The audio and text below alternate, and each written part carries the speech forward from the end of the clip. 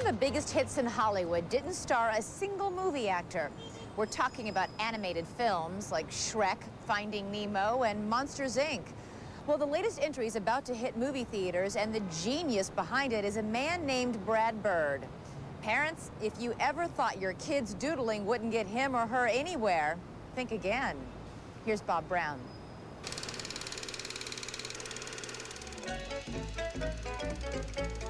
Brad Bird was just an 11-year-old kid when he began drawing and photographing this animation. He finished it before he turned 14, with a passion for creating the illusions of life that are the heart and soul of animation.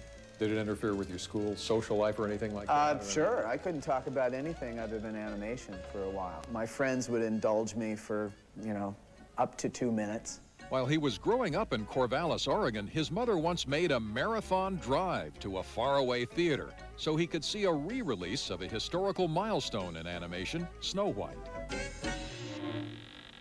Hello? May I come in? And I found it in this tiny little hole-in-the-wall theater outside of Portland. I mean, just, one step above a urinal. And we sat in this horrid little theater, but I was transfixed because I was getting to see this historical thing that I'd read about but never seen. Oh, you must be grumpy. And it paid off. You can make it work with his animation. Bird, now in his 40s, has grown up to make animations worth millions of dollars. Is there any way to slope this hat down? Like the kid who got a job in the candy store and grows up to show others how it's done.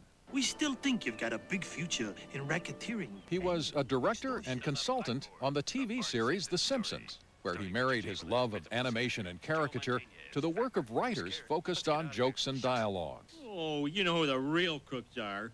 Those sleazy Hollywood producers.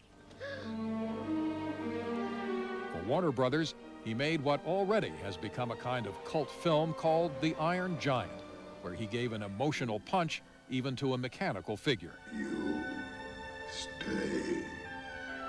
I come. Currently, he's promoting a new 3D computer-animated film, The Incredibles, made at the Pixar studios and released by the Walt Disney Corporation, parent company of ABC. Showtime.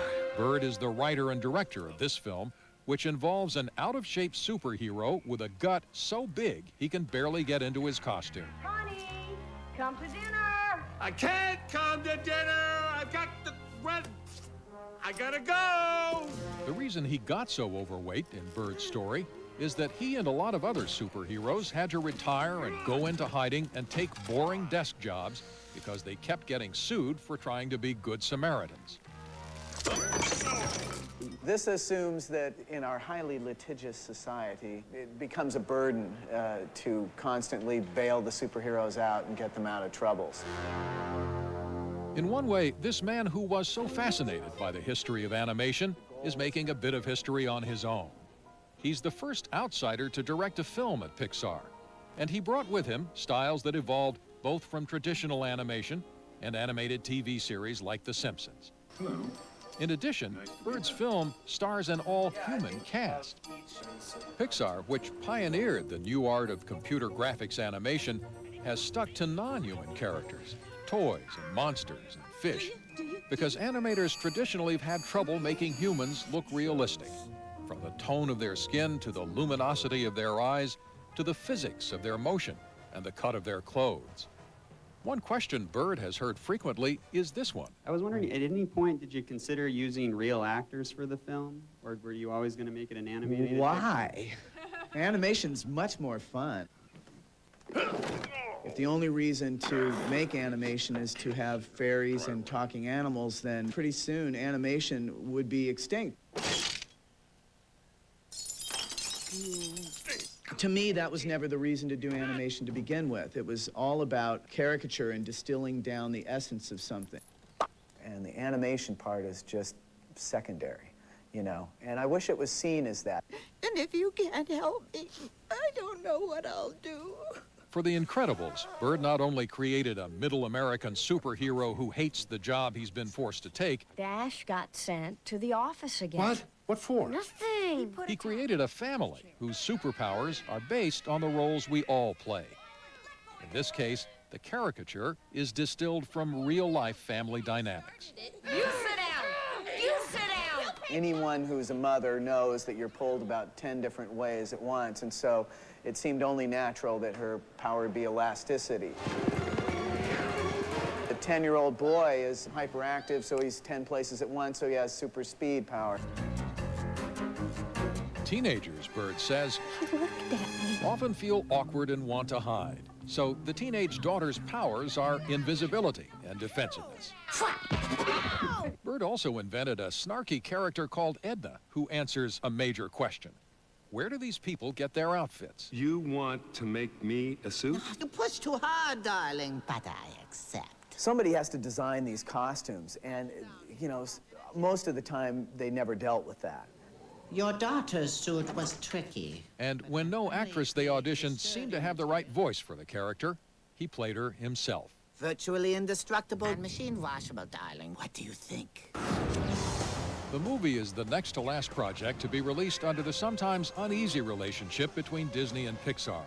If it does well, it could help Pixar negotiate a new deal with another studio with the aim of keeping more profits from its future films.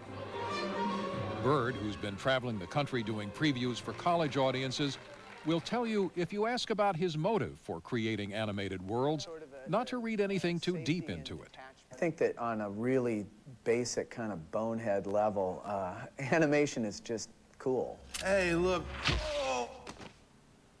It's like the magic trick that you can't ever figure out. It's like the characters are thinking, living things with pasts and desires and dreams and things they're afraid of.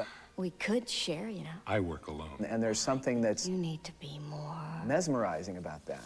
flexible. Are you doing anything later? I have a previous engagement. And the feeling of creating life, in a sense, is amazing.